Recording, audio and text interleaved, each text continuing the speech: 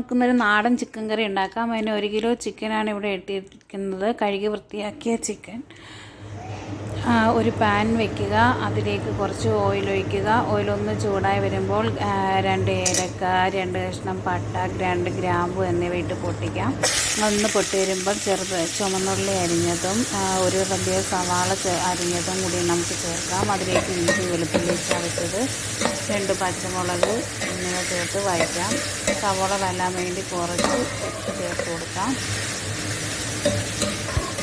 സവാള പെട്ടെന്ന് വഴന്ന് കിട്ടാൻ വേണ്ടിയിട്ടാണ്.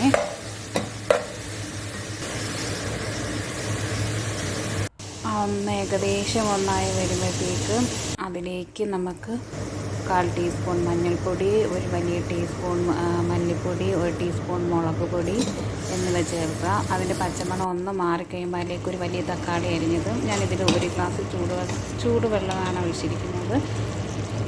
അതിലേക്ക് 4 വിസിലടുപ്പിച്ച് കുക്കറിൽ വേവിച്ച ചിക്കനാണ്. മഞ്ഞൾപ്പൊടിയും കുരുമുളക് പൊടിയും ഉപ്പിട്ട് വേവിച്ചതാണ്. കാരണം ഇത് നാടൻ കോഴി ആയതുകൊണ്ട് ഇത്തിരി വേവുണ്ട്. കുക്കറിൽ വേവിച്ചതാണ്. എല്ലാം കൂടി ഇട്ട് നമുക്കൊന്ന് മിക്സ് ചെയ്ത് ഒന്ന് ഏകദേശം ആയിട്ടുണ്ട്. അതിലേക്ക് ഒരു അര സ്പൂൺ ഗരം മസാല പൊടിച്ചത്, കുറച്ച് മല്ലിയില. നമ്മുടെ ഇറച്ചിക്കറി, അങ്ങനെ കോഴി ഇറച്ചിക്കറി റെഡി ആയിട്ടുണ്ട്. എല്ലാവരും ഒന്ന് ട്രൈ ചെയ്ത് നോക്കണേ.